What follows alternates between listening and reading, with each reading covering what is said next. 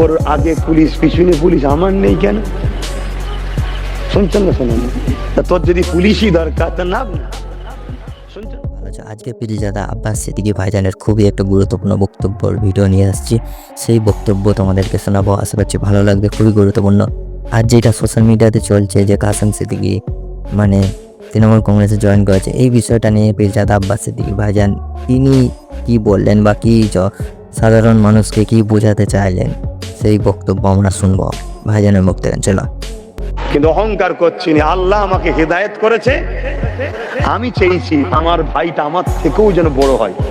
আমি শুধু ধর্মগুরু জলসা করি, কিন্তু আমার ভাই মুসলিম, হিন্দু, দলিত, আদিবাসী, শিখ, পাঞ্জাবি প্রত্যেকটা ভারতীয়র জন্য আমার ভাই কথা বলছে। আমার ভাই দেশের জন্য কথা বলছে। আমার ভাই সংবিধান বাঁচাবার জন্য কথা বলছে। আমার ভাই দেউচি পাচামেনের জন্য কথা বলছে। আমার ভাই আদিবাসীদের জল জঙ্গলের জন্য কথা বলছে। এটা আমি গর্ব।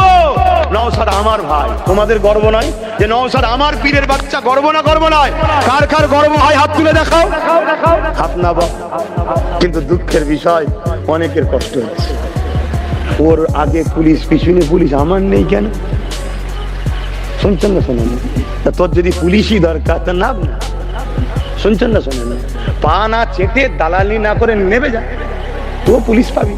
শুনছেন না? শোনেন নিরীহ মানুষের হয়ে নাভ, জুলুমের শিকার হ, ভাঙরে যাবি, সন্ত্রাস গুলো ইট মারবে, রাজ্য সরকারের পুষা গুন্ডা মমতার সন্ত্রাস ছেলেরা ইট মারবে, কাঁচ ভেঙে যাবে, হাত ভেঙে যাবে।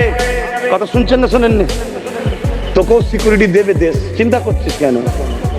না, মেহনত করব না, রিস্ক লব না, দালাল। পীরজাদা আব্বাস সিদ্দিকী ভাইজানের বক্তব্য শুনলেন, আশা করছি বুঝতে পেরেছো ক্লিয়ার ভাবে। মানে যেসব হুজুর টুপি মাথায় দিয়ে দাঁড়িয়ে আছে, পীরজাদা পীর সাহেবরা যেসব রাজনীতিতে নামছে মানে নতুন করে, মানে বুঝতে আছে কি কারণে। ভাইজান এই ভিডিওর মধ্যে ক্লিয়ারভাবে বলেছে, এটা বুঝে নিতে হয় মাঝে মধ্যে। সব কিছু মানে ক্লিয়ারভাবে বলা যায় না সব সময়, কারণ সব কিছু একটা সিস্টেম আছে।